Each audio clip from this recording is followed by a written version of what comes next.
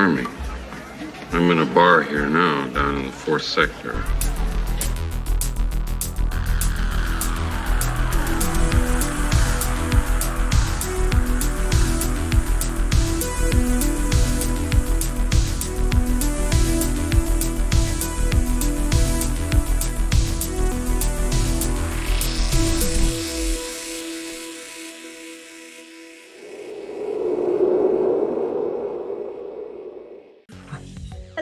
Very welcome to the now 3rd segment of the 4th sector with me, Force and Neon, and with him.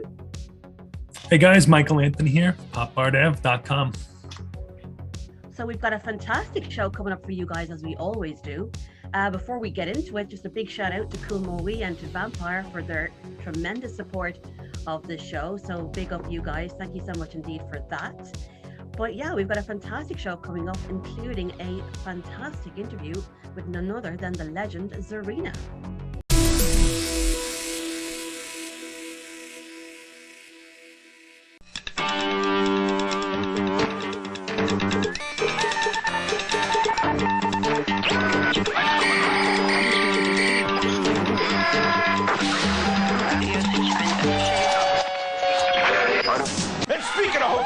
I remember we stayed at this hotel where the rooms were so small, even the mice were hunchbacked. Yeah.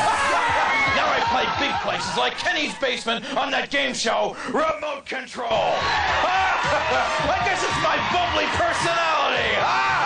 Spray that self. Introducing Remote Control's brand new season. Monday through Friday at 7 and 11 p.m. Eastern, 4 and 8 p.m. Pacific, and Sunday at 10 p.m. Eastern, only on MTV. Okay guys, a big thank you to Zarina for doing the interview with us today. That will be coming up later in the show. Also, don't forget our first episode, we had Elevate the Sky. And in our second episode, we had an awesome interview with Johnny Cobra. Excellent. Both interviews so good. Johnny's especially because it was an exclusive. He has never given an interview before.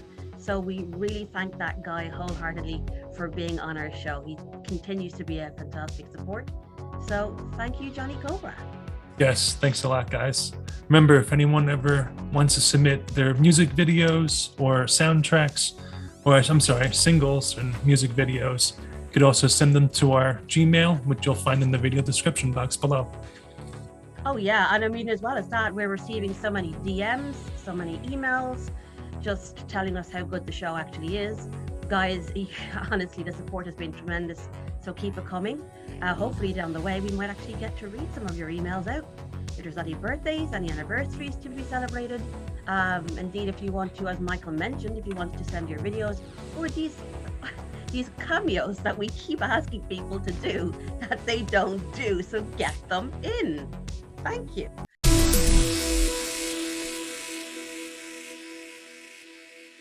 Hi, I'm Max B. We're at Tales of the Crypt, and you're watching the 4th sector. Next. From MGM UA Home Video. The James Bond collection. I love James Bond. Excellent films. 13 of the greatest spy adventures the world has ever known. With all the characters that made them so unforgettable. And at this price, you can have them all. 13 unbelievable adventures for the unbelievable price of only $19.95 each. I love the James Bond collection. On sale now wherever videos are sold.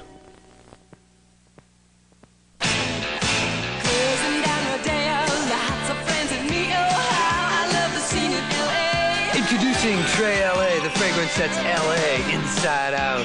Beverly Hills is so Trey LA. Fancy schmancy fat cars, couch, a glimpse of big stars. Everybody's checking everybody out. If a man you've never met suddenly gives you flowers, that's the impulse of new Trey LA. Trey LA's LA inside out. Trey LA from Impulse.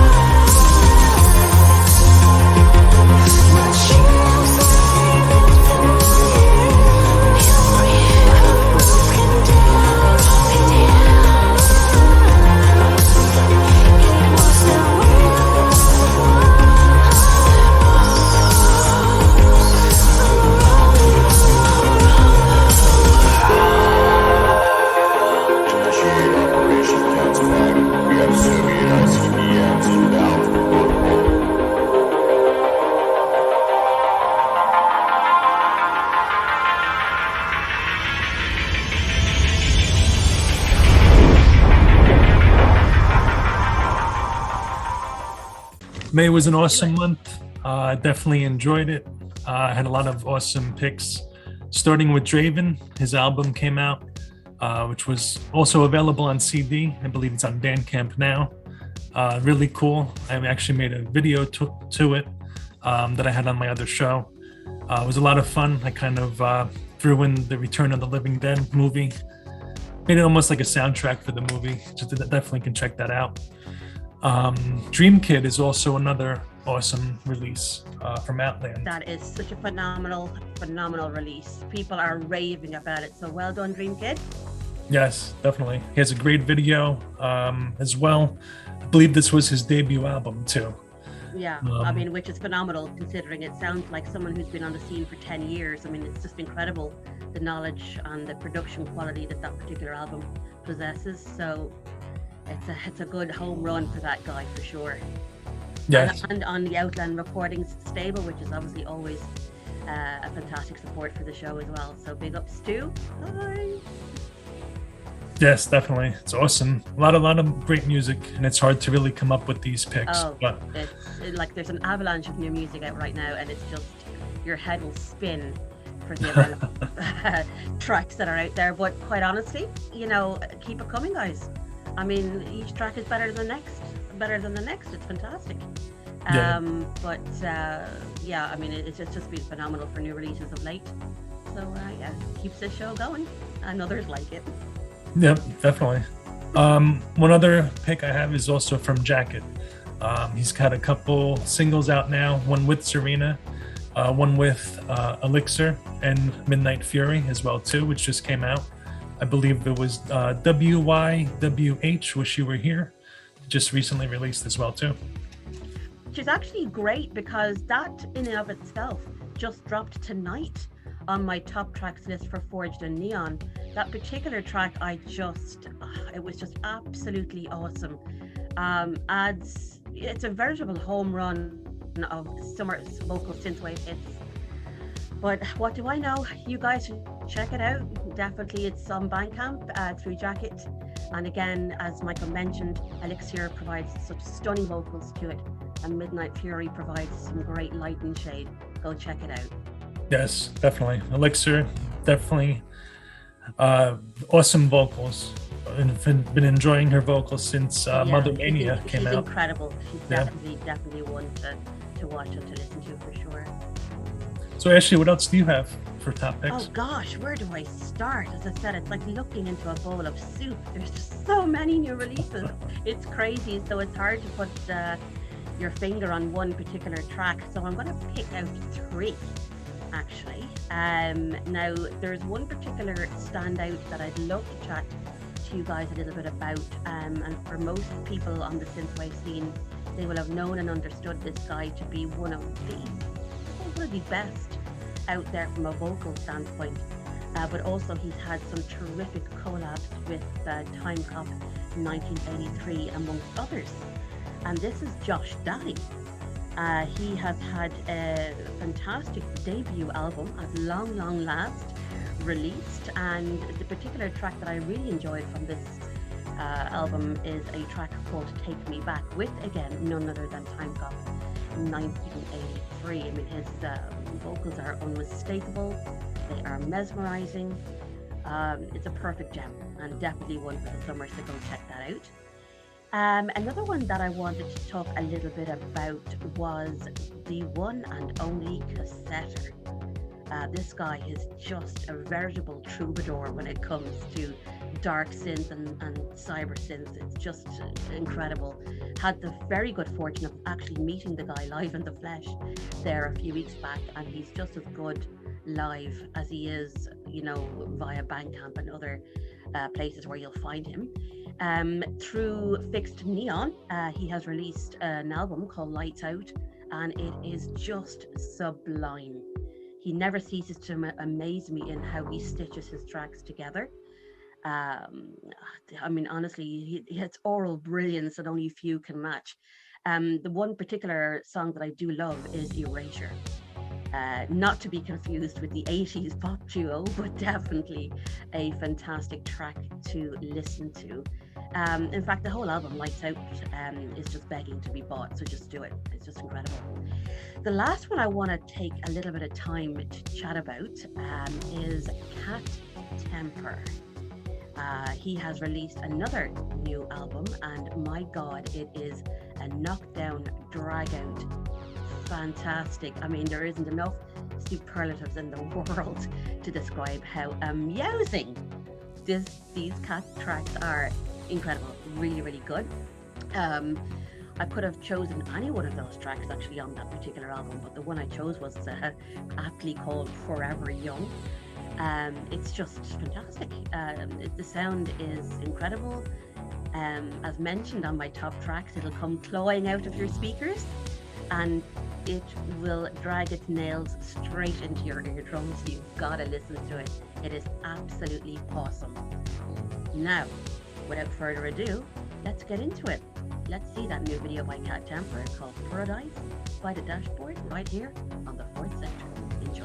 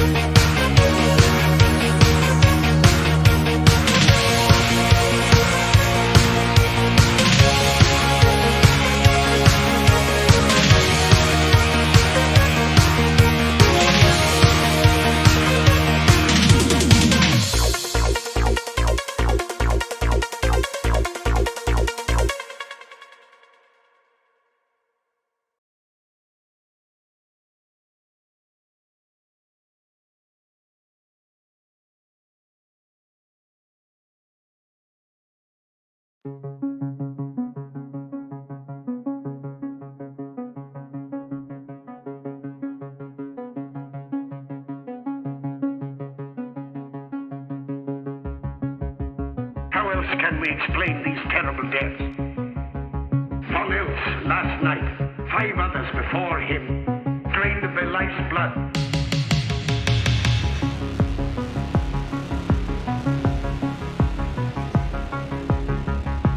Malignant demons who issue forth from their graves to attack their victims and drink the blood from their veins. The path, yes.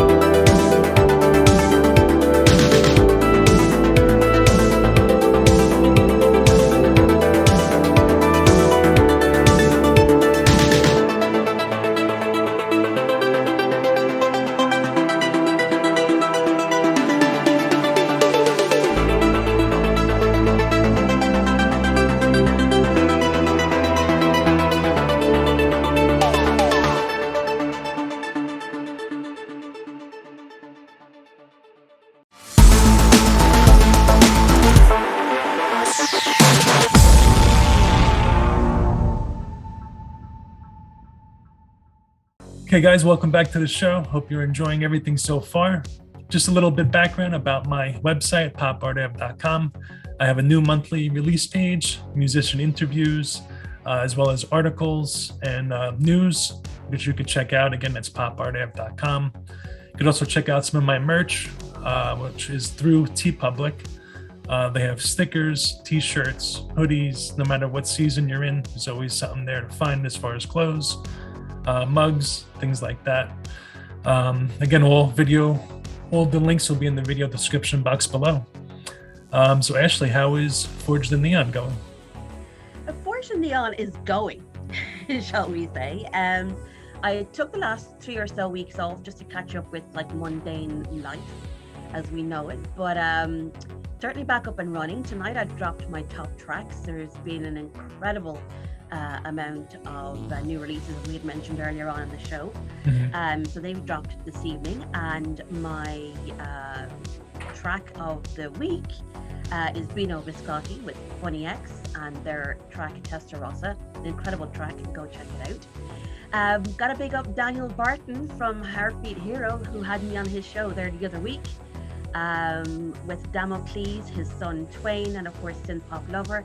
It was an incredible show, very, very funny, and delighted to be a part of that. So thank you so much indeed for having me on.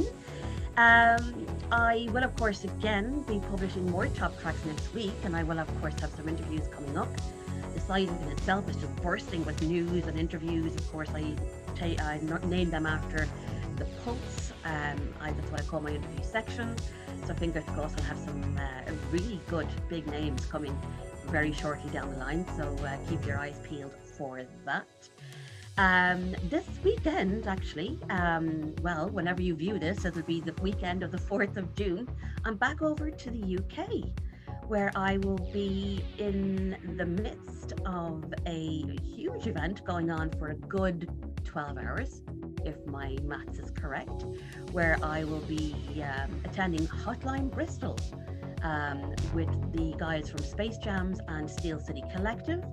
I'll be hanging with the likes of Iverson, Young Empress, Beckett, doing his first big gig, Brandon, and none other than Wave Shaper from Sweden. So I cannot wait for that. It is going to be incredible. Other than that, yeah, it's just going to be keep rolling on. Much like Michael, I've also got a merch shop if you want to take a look. It is quite simply forgetheneon.com/shop, and you'll see everything there from t-shirts to posters, you name it. Of course, if there's something you would like, let me know. I did have shower curtains in my last merch drop. Not quite shower curtains this time around. There wasn't much of a market, but fingers crossed there's something there for you guys to enjoy. That's awesome, Ashley. Always something cool to find, I'm sure.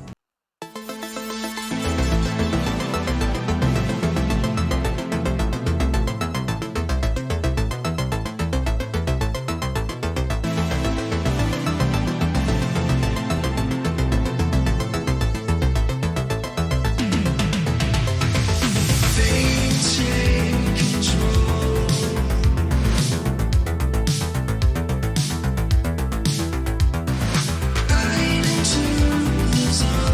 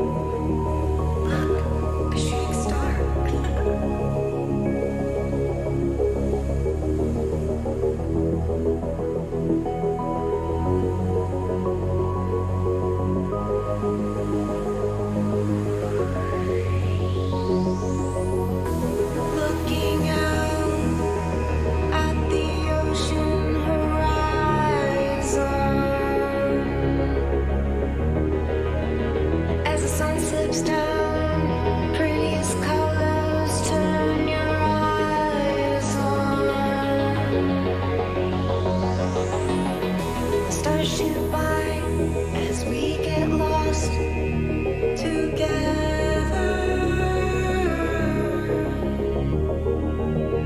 walking along as light as a feather.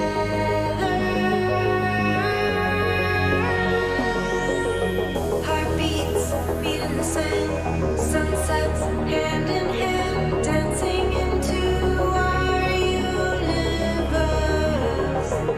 Two souls, one song, cigarettes, watching the earth turn by.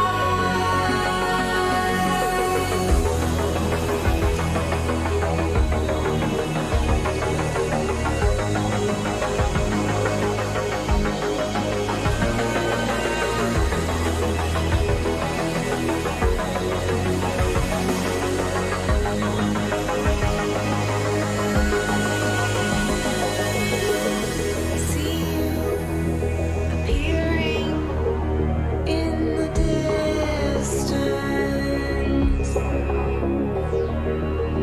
As you near, I feel butterflies as I think about our romance.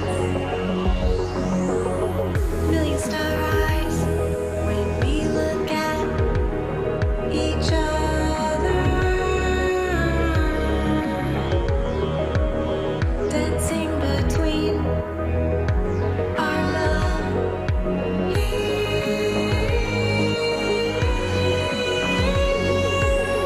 Heartbeats beat in the sand, sunsets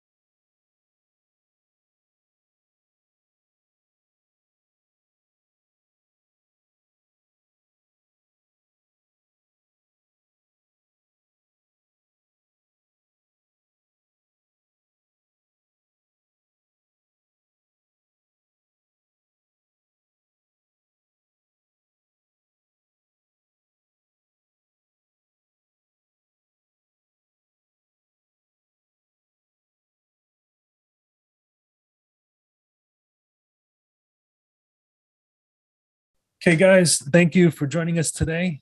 Today we have the dark corners of the fourth sector, Zarina. Zarina, how are you today? Hey guys, I'm so Great to excited have you to be- on.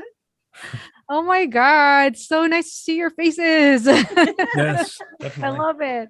Thank you for having me. Of Oh course. gosh, it's our Of pleasure. course. Now, did I pronounce that right? Is Zarina or is it Zarina. I Zarina. noticed that a lot of people tend to really overpronounce the czar part, so they say Okay. Zarina. Zarina. Say Okay. Zarina. I think I said it that way. I just want to make sure. It's I've all heard good. both. I've heard both pronunciations. All good. So just want to talk about your music. When did you first get into music? Was it at a young age or was it no, it was it Very recently? very young age. I mean, I'm very blessed to have grown up in a very artistic, multifaceted family. We've always been like a mix of visual artists and musicians. And I've always had like one foot in music and the other foot in art and visuals and all that fun stuff. So growing up, for sure, I had the piano lessons, the voice lessons, the training, and then also the art lessons. And then when I hit puberty, that's when I was starting to get prepared for Broadway. So that's when my Oh, wow. formal Broadway training started. Like, I had to learn all of the Hammerstein, scores and like practice to The King and I, Miss wow. Saigon, Les Miserables. Like that was purely my background around that age. And then I actually started doing auditions for Broadway earlier on. But then when I turned 15, at the time when I was like ready to get thrown on stage, that's when I kind of just like had a change of heart. I started I fell in love with rock music basically, and that was like my main thing, and I did not know how to break that to my mom and to my parents, but I did. I broke my mom's heart, and she still holds the grudge over that, but it's okay. To this day. She always does like, see, if you just proceeded with the Broadway plans, you would have been blah blah blah, like a star. And whatever, it's fine. But my dad was always supportive of my rock endeavors because he was also in bands, when he was young, and he bought me my first guitar. Oh wow. Yeah. So yeah, I started dabbling with, writing, composing terrible, alternative rock pieces. I was so in love with the Cranberries, like Dolores O'Riordan is, if as if nobody could tell, is a huge great influence. For sure the whole Pearl Jam, Nirvana, alternative, Soundgarden, for sure. Awesome. And then I discovered Tool when I was 18. Got introduced to them, and that was probably the most life-changing band ever. And something, I don't know why at that time, but something just like they made me feel things that I never felt before, and I just resonated so hard and that got me into prog rock. And when I was in my late teens, early 20s, I was entering college. So I've always kept music as a passion project, as a hobby, and never really. I think my mother killed the part that wanted to make it into a profession, because mothers tend to do that, when they're so invested over something. Try to hammer it down. Yeah, I was like, so I was just like, I don't know about music becoming a profession, but I love it. I'll keep working on it, keep doing it. I'll start a rock band, a progressive rock band. So I did it, and but the design and visual side of me was the route that I chose as a professional route. So I knew I was gonna, as a career, I was gonna become some sort of professional artist or designer. So I went to shoe school. Both sisters went to fashion school, opened their own enterprises at that time. So I was following in their footsteps. I was just like, you know what, I'm gonna go to shoe school.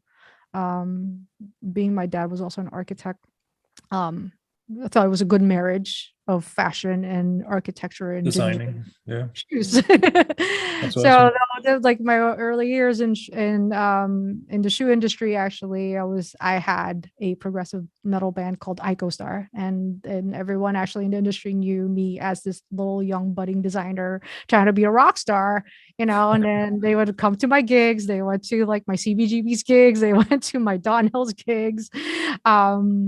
And it was a fun time. But then the my shoe career actually took off. And so I had to stop music when it took off. Like it was like my mid-20s. I was invited to work for this amazing brand that was budding at the time, and then take it to where it went. And that took a lot of my focus. And so yeah, buy music had to be put in the back burner. Of course, yeah. Yeah. So That's really cool. Did you grew up in Jersey, or did you? I grew up in New York. I grew up Okay. in Flushing, New York City, and pretty much since my family moved to, so I was born in the Philippines, moved to New York, mid 80s, and then basically lived in Flushing the entire time. Then Forest Hills, then slowly moved my way up to the city. But my parents did move to New Jersey at one point. They moved to Okay. Kearney when I was in college, so I would spend a lot of time with them, like in That's New awesome. Jersey. That's why, yeah. I grew up a yeah. few towns away. That's why I always ask. Yeah, there's always that connection, right? Yep. With a New Yorker and New Jerseyan, like there's always that. It's a special connection. But yeah. That's awesome. So what is life like outside of music? I think you mentioned the fashion industry, things like that. Yeah. Oh my God, it's really complex. I don't even know where to start. Well, outside of music, yes, fashion. It's the primary career, I would say, primary profession and career. Unfortunately, until to this day, even though I've been trying to move to music full time, it's just something that I've known so well, that I've gone through the entire system, the entire ladder, to the point that I've hit ceilings, and and I had to start brands and companies on my own. So it's just something that I know fully well. And the moment that when I stopped music when I was in my mid-20s and became a creative director for a company, really was a little big life-changing turning point, because it's when I learned, it taught me so much. Like it taught me not just how to be a creative leader, but also it taught me business. It taught me the market, what goes on in people's heads. It taught me how to be algorithmically aligned with what's happening around the world in terms of market space. And then when it was time for me to move on and do my own thing, that's when I started my own company when I was 30. And all of those experiences all those experiences helped me kind of do my own thing. And at the same time, it taught me a whole nother level and of knowledge, and it brought another different kind of experience, which is now business related, business oriented. We're talking like finance, logistics, how do you start a global brand and carry it through. So those were highly intensive, really incredible and super significant period of my life. And it's like, it was really tough. It was hard, but it was also rewarding.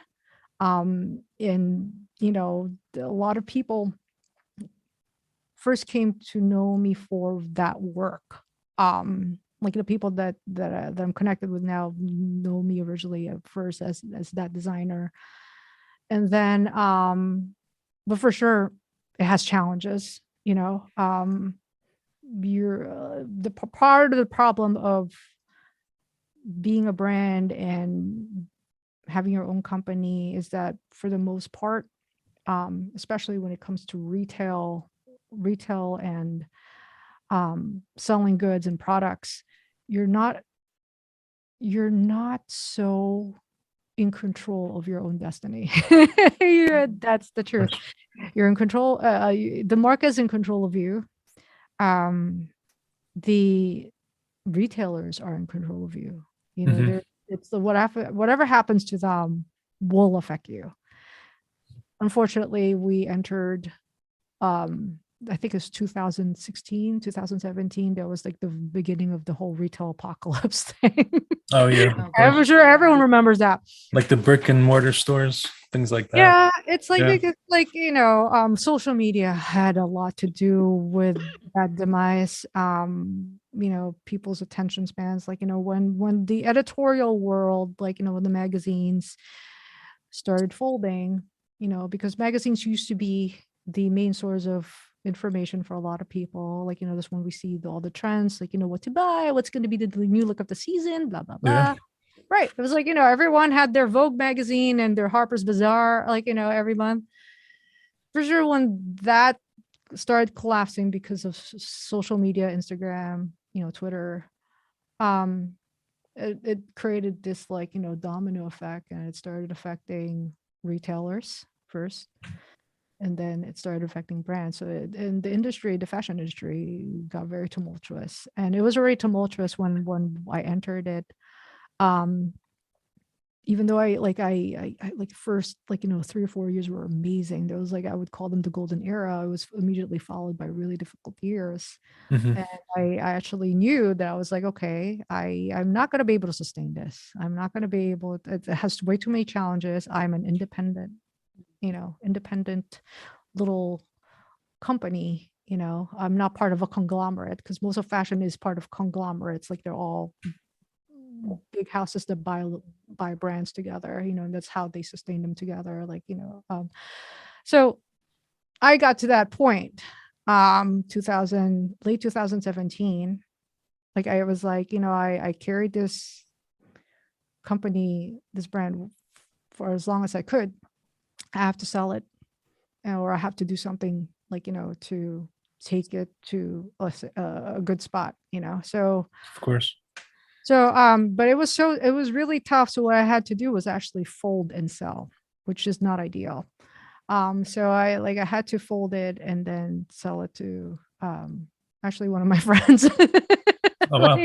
Yeah, like, oh well, it's a like they that's what they do. Like, you know, their father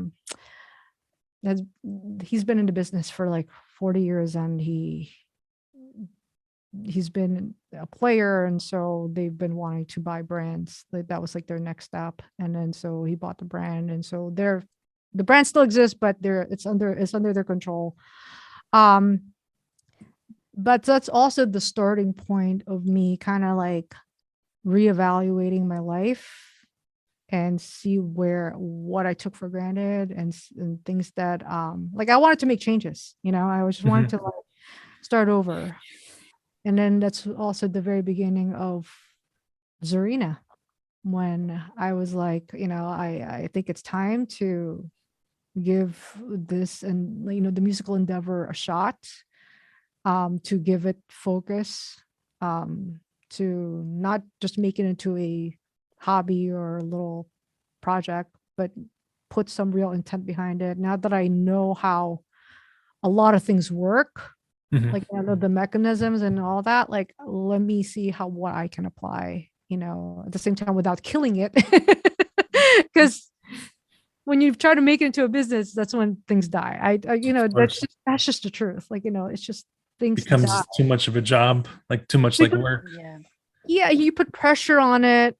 You have some, like, you create goals for it that, you know, that's questionable whether it's achievable or not. You know, there's a lot of, it's different, it's not product, it's not a tangible product, it's not fashion, you're not appealing to someone's vanity, you're just trying to express yourself, express art. So it's a very different game. And yeah, that's when I started writing my first record. I was like, my life changed. I gave up a huge piece of myself, something that I've been taking care of for decades. Like I thought that was one big dream that I accomplished, and then I had to give it up. And so it was time to create another dream. Of course. Yeah, no, that's good. That's really cool. So the Arcana that was just released in February 2022. I have the CD. Love the artwork. Oh, songs are thank great. you so much for grabbing me. Music videos are on another level. What was the creative process like behind starting that album? God, I mean, there was so much has happened since starting that album. Let's just backtrack for a minute. So I was so my life just changed, right? It went through a Control-Alt-Delete.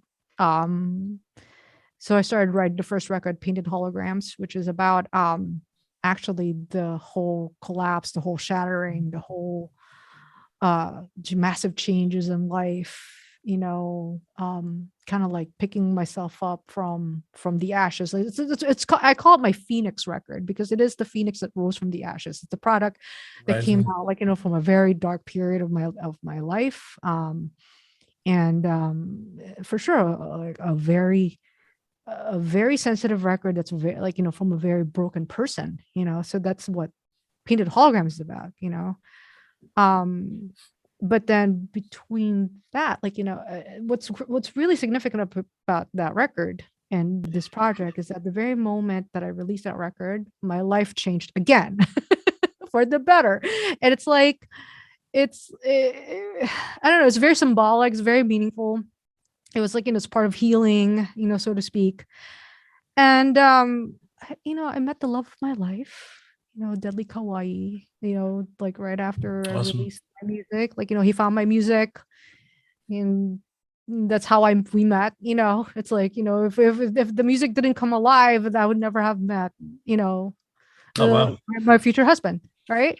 And so ever since he came, my life changed. He moved to New York from London. We started building a life together again, and then the pandemic happens. Another curveball from life. Well, this is a little hiccup, right? It's a little hiccup in life. So it's but the pandemic, as much as it's so sad that we lost so many people along the way because of it. I call it as this proverbial cleanse. It did take away the rest of the stuff that need to be taken away from me. Number one, my life in New York, because I feel after living there for over 35 years, it was time. It was time for a real finite, hard change, new chapter, new leaf, right? And so that's what the pandemic did. It's for sure fashion was already crumbling before the pandemic. And then so a lot of the gigs that I had, so I was consulting, and so a lot of the gigs had to be put on hold because of of what was happening. And then that's when my husband and I are what should we do? Where should we move? Now's the time to make things happen. And we decided, so we had several choices, because I have a family home in West Virginia. I have another family home in New Jersey, as you know. And then we have a home in London, and we have a home in Spain. And we decided to go for Spain because it's his ancestral homeland. And the view is great. It was it's by the water. And so we're just gonna go live out our dream. All right. We're just gonna go live out our dream. excuse the language, fuck everything. We're just gonna go for this. So it's like, we just Go for it. took my savings, like, I took some of my from my retirement fund, and then we just went for it. We uprooted our lives in New York and just moved to Spain. And the very moment I arrived in Spain, oh my God, it was like, it's just one of those things where like you feel like you're finally home, and That's awesome. granted, I've That's visited incredible Spain feeling, as yeah. I visited, like, I've been to Barcelona as a tourist, blah blah blah. But then the very moment I set foot in Galicia, it's just like there was like an electricity, there was some energy in the air here that was so unique and so comforting, and it was so like I felt like, oh wow, this is home, and I felt like it just felt magic, and it's hard to explain. And shortly after arriving in Galicia, a month later, that's when DarkTunes music group called. And then also I was at the point where, like, as you guys know, I started in Synthwave. I started Painted Holograms is like a Synthwave adjacent neon war record, but I was also trying to figure out what I really want to do with music, and I was like, Synthwave is really great. I really love it. But let's just face it, I need to do something that's a little different in order to make my mark in music, because Synthwave already has its heroes, it has its foundational gods, synth gods, like, and I'd love to like achieve the level that they've achieved, but I have to do it in a different way, and so DarkTunes, when Raf Beck called and said, we've been watching you for quite some time, really impressed with what you do, impressed with the whole package and everything, want to bring you in.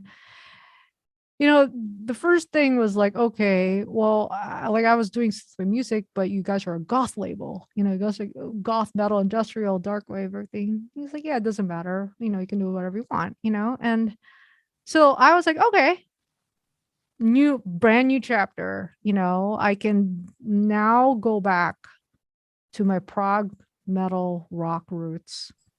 I could now go back to my industrial roots. I could now go visit a lot of the other music that I love.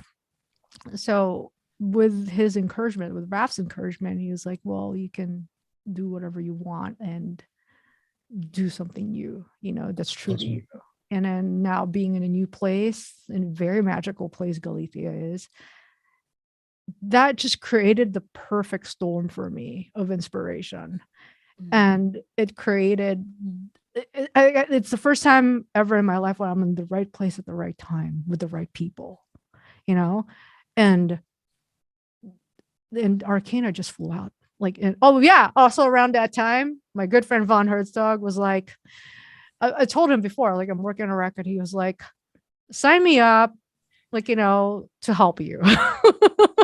Like, because I'm pretty sure he knows I need a lot of help in the technical end, and I was like, sure thing, so like everything was just falling on my lap, like, the major players behind a record, the major inspiration behind a record, it was just like all handed, and I cannot ignore, like, a lot of those things.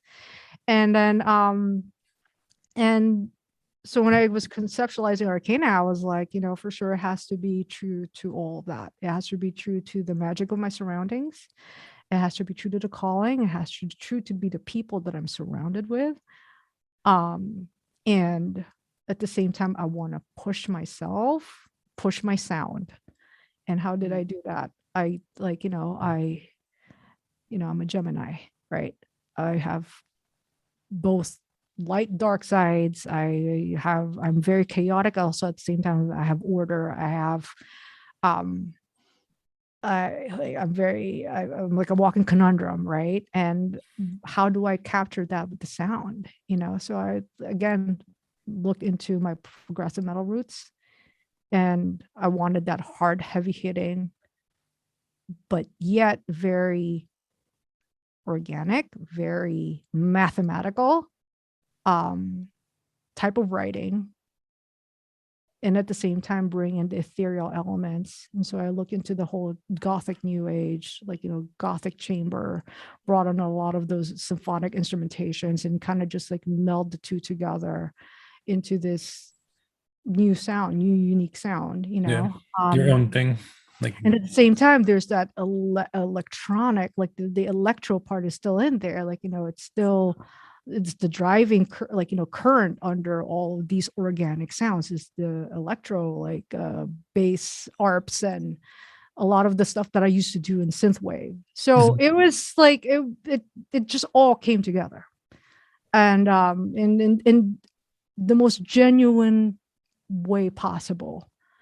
And so that's how Arcana was born. And also now, if you look back at my first record, which is about shattering, about being broken, about piecing one's life back together, looking at Arcana as like, okay, now this is someone who's whole, who's resolved, who's got finally piece herself back together, who's already ready to enter a whole new chapter with everything that she, like, with everything together now, so this is how I found perfect now. circle. Yeah. That's awesome. Yeah. Sorry, not to ramble on, but I feel like I need to like give all these details, and so that everyone understands how I got from point A to point B. It's definitely a great story. I never knew that before. It's almost like, you took life by the horns and, you made what you wanted to make. You had that chance to do what you wanted to do. Yeah. Which is really it's a great cool. life lesson for everybody, really, that, I mean, it's just to go with your heart, to go with your gut, just pursue something you will always want to do. Yeah. Yeah. And also like, I think the lesson also that I want to convey is that, life is always moving. Life is, it's, you think that one day, things are falling apart, like things are going to shit and everything just sucks and it's like everything's collapsing and shattering around you. But then it's, if anything, from this experience, it just means that you're just being retransformed. So a lot of that spirituality also opened up. I've always been somewhat spiritual, but then it's like this time around, it kind of all these changes in my life kind of just like injected this huge dose of spirituality and consciousness and awareness. Like, pay attention to what's happening, see what it's telling you, see what it's teaching you, learn from it, and then see where you can take it, and if anything, that is the message of Arcana. That's the message of the record, and I always try to keep the visuals really symbolic, and also the sound. Like each song is very symbolic, has a particular journey and has a particular message in each one. And at the same time, these are messages and things that I would not be able to convey if I did not go through this specific life experience that I just had. Yeah. That makes sense. Yeah, 100%. Sure. It's funny too, because I remember Vaughn and I, we did some videos as a group before, and he mentioned a few times like, oh yeah, Serena's new album is nuts. I can't wait to get it out there. it made me like, oh, I can't wait to hear this. Vaughn is like so awesome. I mean, he's so instrumental in the whole creation of Arcana. Like it's I mean, the biggest challenge was the sound, for sure. I mean every producer to a certain point, depending on what they're creating, they're able to manage their own sound and harness it and get to the mixing, mastering, like, smoothly.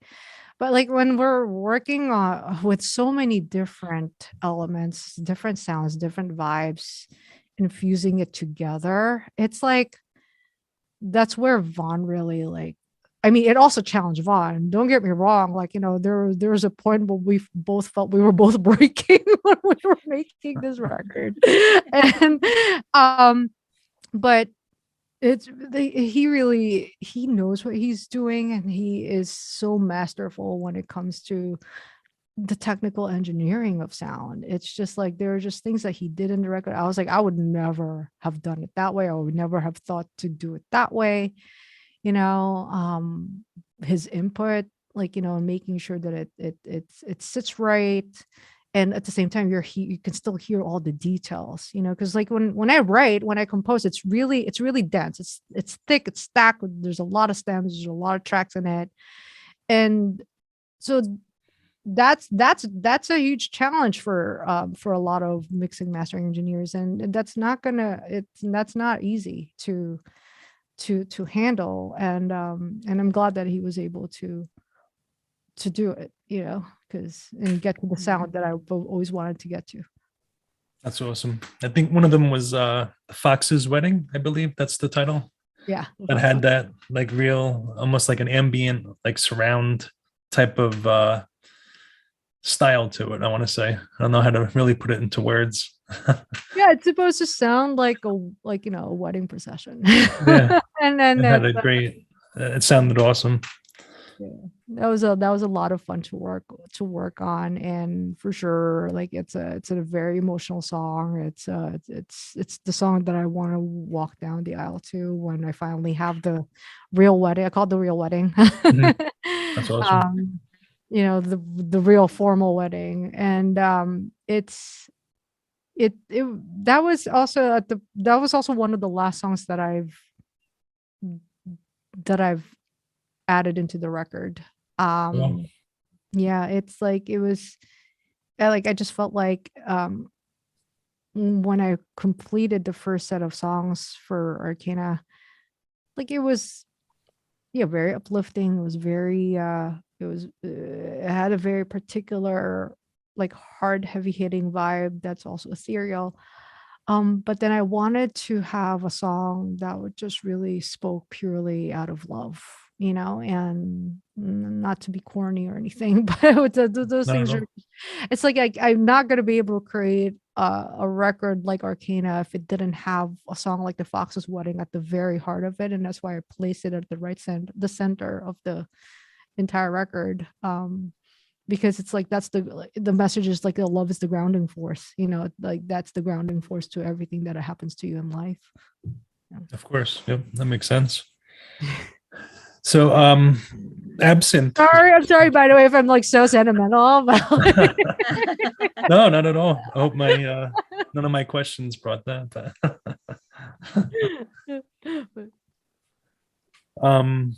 So one of your other shows, Absinthe, I've seen one of the streams that I try to catch almost every time it's on. What was it like coming up with that show? Well, Absinthe first started as a music blog, as a journal, and I started it around two years ago, at the very beginning of actually in the middle of the pandemic. And the whole premise behind Absinthe was to create a complementary and supplementary platform to, let's say, like, you know, what Ash is doing with Forge and Neon, what Karen Zoe Lee's doing with her radio, and, you know, the other synthwave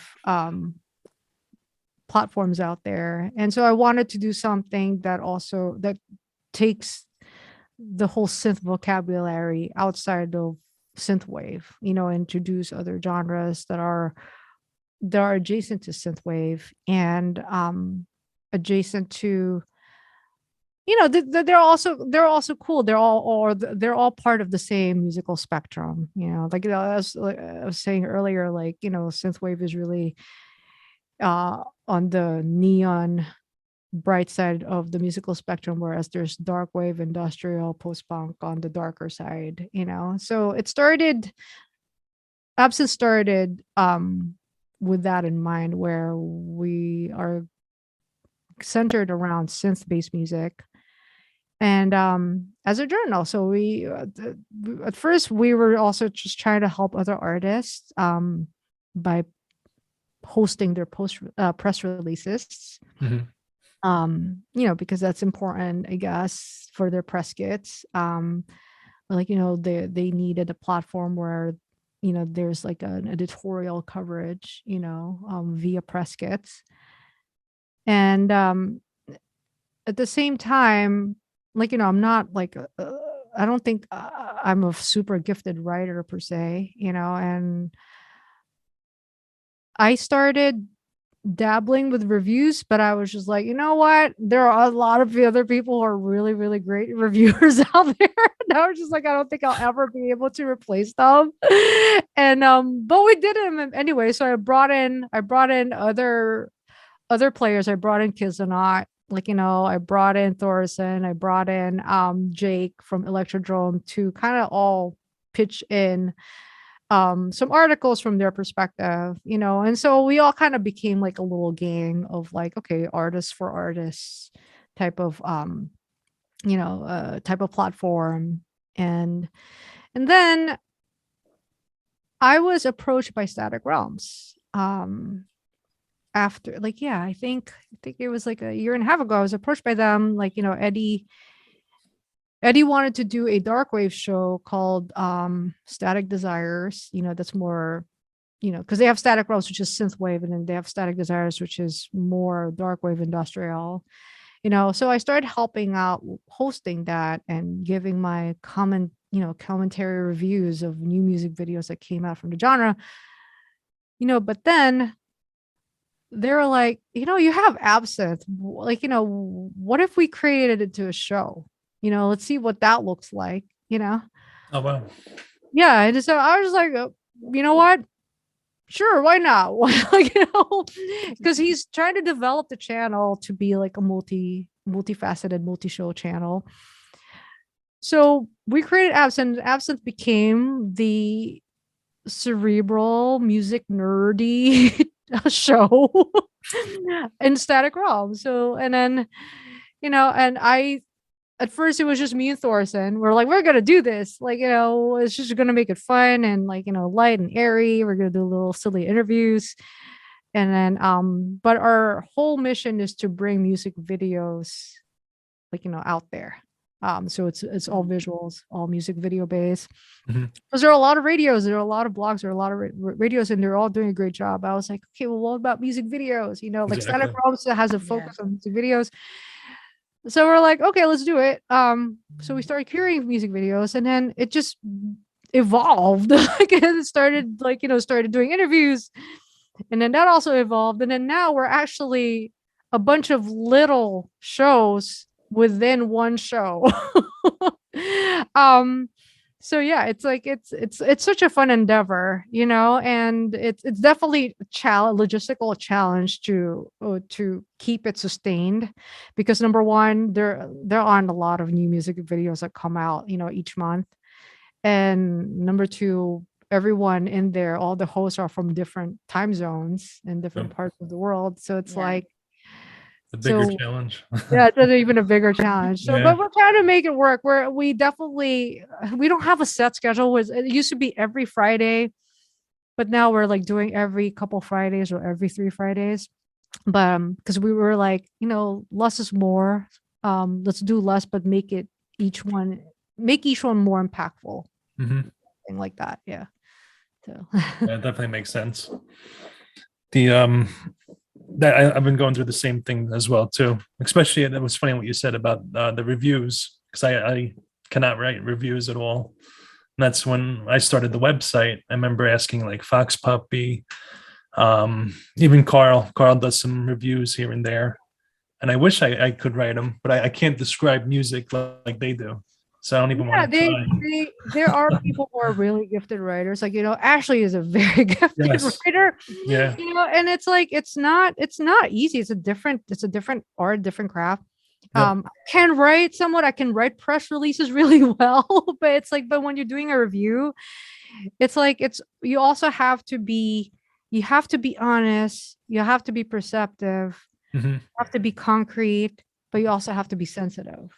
It's like there's a lot of things. And it's, it's a lot tougher than what people make it out to be, insofar as that I always maintain from my own perspective that I'm not a producer. Ergo, I couldn't really in depth, perform an autopsy on someone's tune, because let's be honest, for the most part, it could take them 6, 7, 8 months to pull this tune together. So who am I to pick it apart? Right. But what I come at, I mean, for everything that I do in the synth scene per se comes from an emotive perspective. So even from a review standpoint, I just pour a lot of emotion into it. So there isn't a lot in there, from a producer's angle. I tend to go with what I feel in my gut, in my soul, in my head, that kind of thing. But And that is actually like what most readers would resonate with, to be honest. Like, do they? Yeah. I don't think like a lot of music.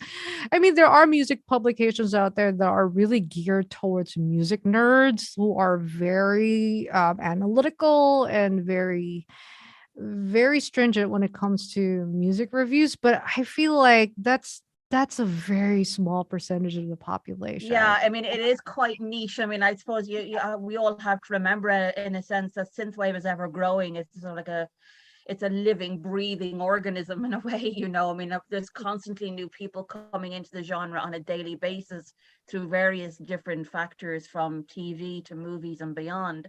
So, with respect to my site, obviously, in the reviews I publish and interviews and things like that, I try to put myself, I mean, I am first and foremost a fan, so I put myself in that particular zone, and I say to myself, well, what would I want to read if I was looking for some information from, a person that I, want to kind of give a platform to, like your own, interview I did with you, Zarina, as well. I mean, I tried to kind of do a little bit more of a deep dive into who you physically are, as a person, more so than the musical character that we see before us, because you're a multifaceted person with lots of different fingers and different pies. So you're not just a musical person, you're also a designer, and you've got all these other bits and pieces going on. So I try to showcase that, just so as that people know that there is a person behind the music.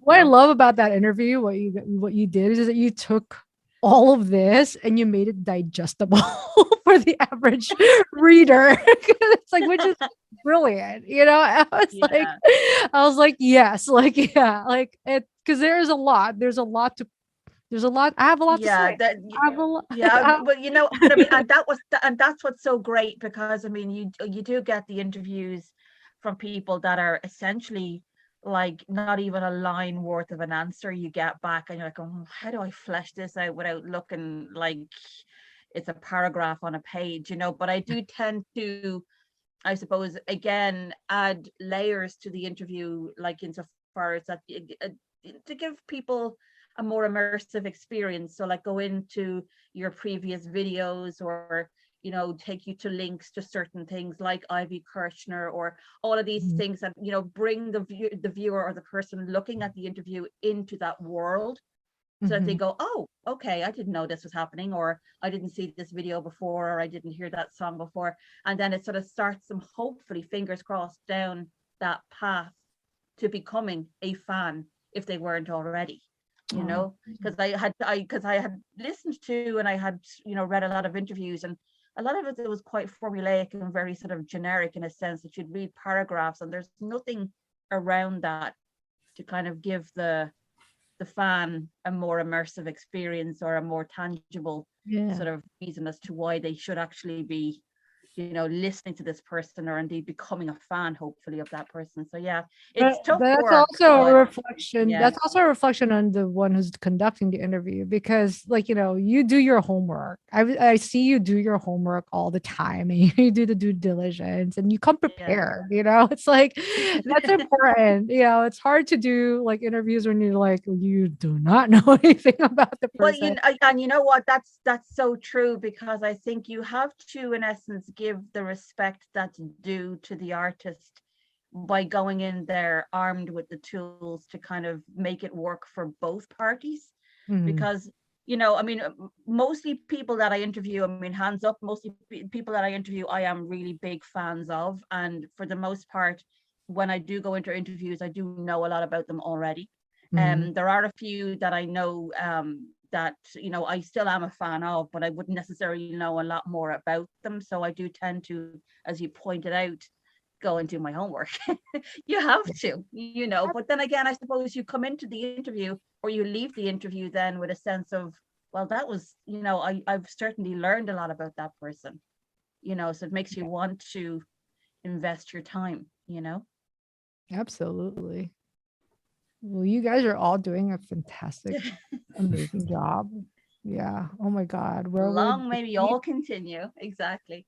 Where would we all be without you guys? I swear. Oh, vice versa. My goodness, you know. I mean, it's just like Absinthe is definitely up there with one of the shows that myself and Michael, when we first, I suppose, got together, to try and come up with some sort of an established idea for what we want from a format. You know, you guys were certainly up there as I'm far pretty as, you know, sure wanting one to day, attain that.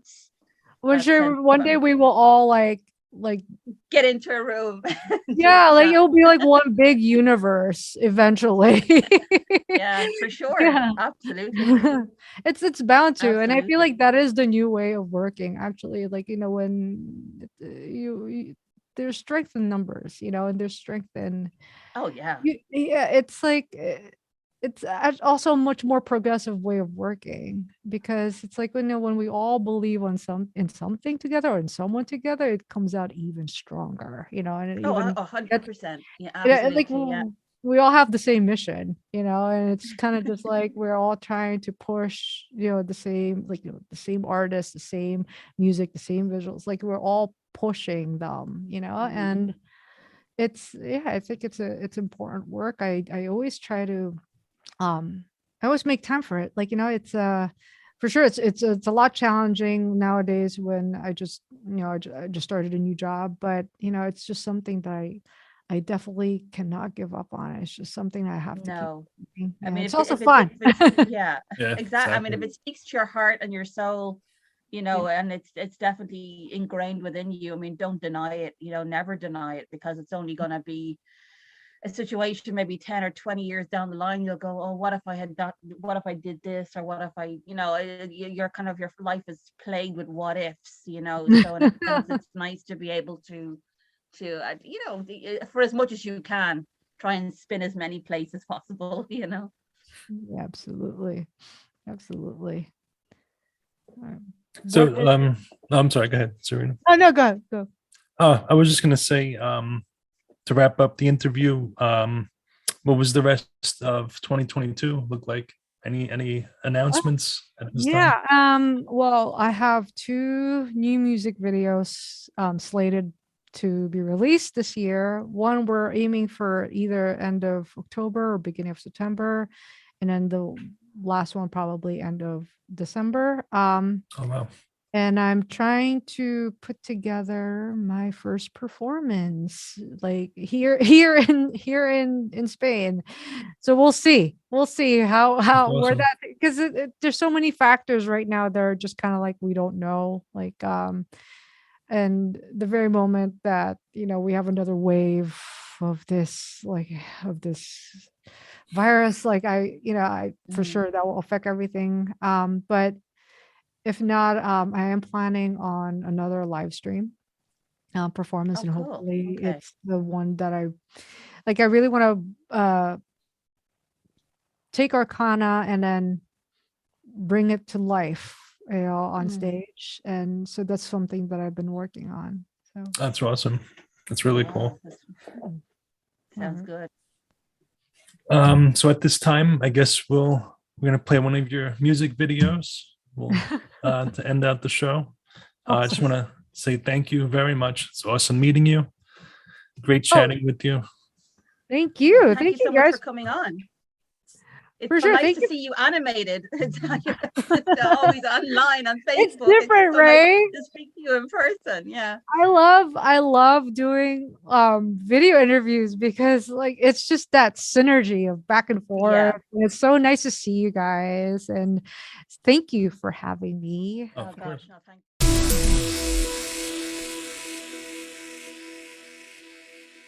That's the show. It's been an incredible show once again. Thank you so much to Michael, indeed, for co-hosting with me. It's been an absolute blast. Such great videos. And again, thank you so much to Zarina for joining us, and what an incredible interview that was. Yeah, so if you want to send your videos through to us again, you can get us on, well, you can DM us on most of our socials. You'll find us under Fourth Sector, or this Fourth Sector. But if not, of course, you can send us by email. Of course, it's the Fourth Sector Synth at gmail.com. I'll say that again because I'm quite Irish. It's the Fourth Sector Synth at gmail.com. And by all means, send everything our way. We'll pick through it. We'll, get the best out there, and we'll do what we can. Big shout out to our key supporters, of course, as mentioned: Coolmowee, Vampire, Julian Green, Karen Zoe Lee, and everybody out there and in the neon world. Yes, guys, thank you very much. I want to thank all musicians for sending their music videos, making this show possible. Don't forget to hit the like button, subscribe. This video will be on both of our YouTube channels. We have 2 separate channels. It will also go on the RetroSynth YouTube channel. Make sure to subscribe to all. They're all awesome channels. We all have different content that you'll probably like if you like this show as well too. Don't forget, leave a comment. Let me know what you think. Let us know what you think as well. We always look at the comments to see if there's anything you guys like, dislike, things like that. Again, it's been a blast. Always a good time with Ashley making this video. And special thanks to Zarina for doing the interview with us as well too. And don't forget to tune in next month, guys, because we have something very special coming down your way. But for now, let's play out with Zarina. Bye! Bye, guys.